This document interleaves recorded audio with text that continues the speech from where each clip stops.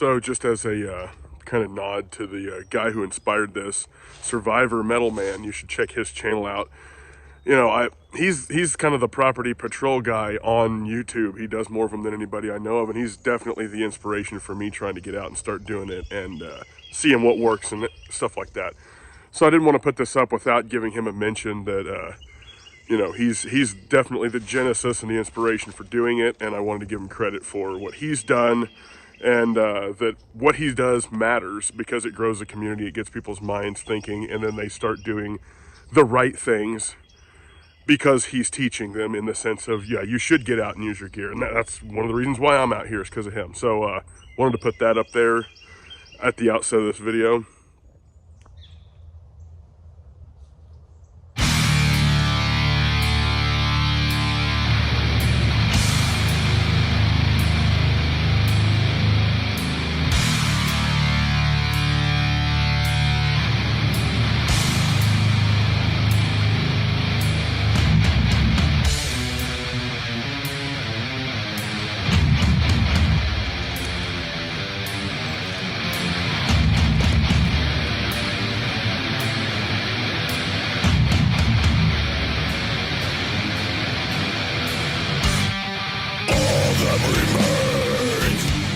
So sort of a continuation of the last video.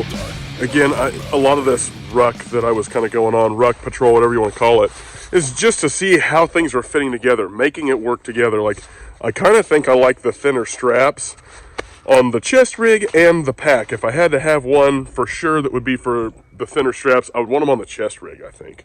Because there's a lot of packs that have big, bushy, especially the big, like, LB pack rucks and stuff like that, have big, bushy kind of straps because you're going to be carrying a lot of weight in that, and it makes sense.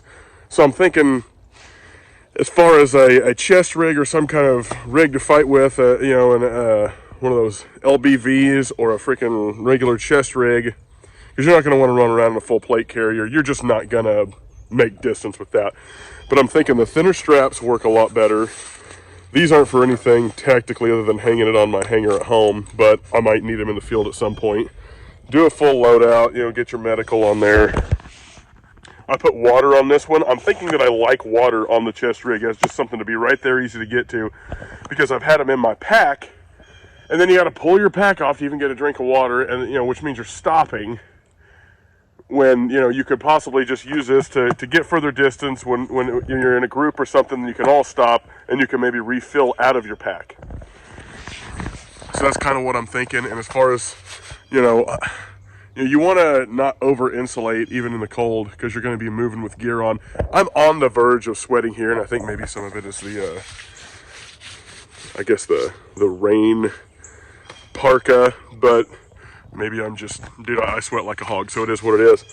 But trying to figure out how to make all this work together. Let me look here. In addition to making things work together, I've went with these, they're sort of like the Vickers sling. They got the pull adjuster, then it works really easy. These, one of them's A&N Tactical, and the other one is some other weird, there's some Chinesium, but I like them. They're working good. My brother has some Vickers slings, and even he, who has Vickers slings, said he actually likes this, and it's the price point is good. They're like $15 if you get the generic tan, and they're operating to the same degree. Quick detach.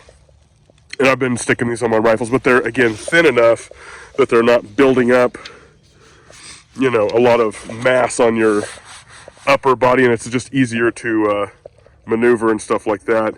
And time will tell whether that shakes out for real if we get out doing some running guns and actually moving and shooting, getting up and down, maybe doing up-down drills, things like that, with a fight loadout on at some point here.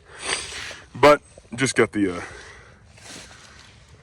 A2 front, and then got the mag pull flip up in the rear. But, you know, just a minimalist patrol kit.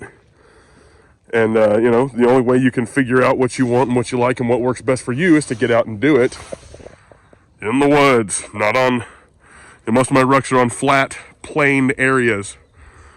But it isn't really going to, I mean, it helps with the physical conditioning to some degree, but it is not going to prepare you for being and moving in the woods around crap that is just growing naturally and is an obstacle. Briars, crap like that, trees poking at you. You want to have some ear pro, some eye pro, stuff like that. So, yep, get out, use your crap, make sure it works, and get used to it and get comfortable in it, and learn to move and shoot and communicate with whoever you're going to be with.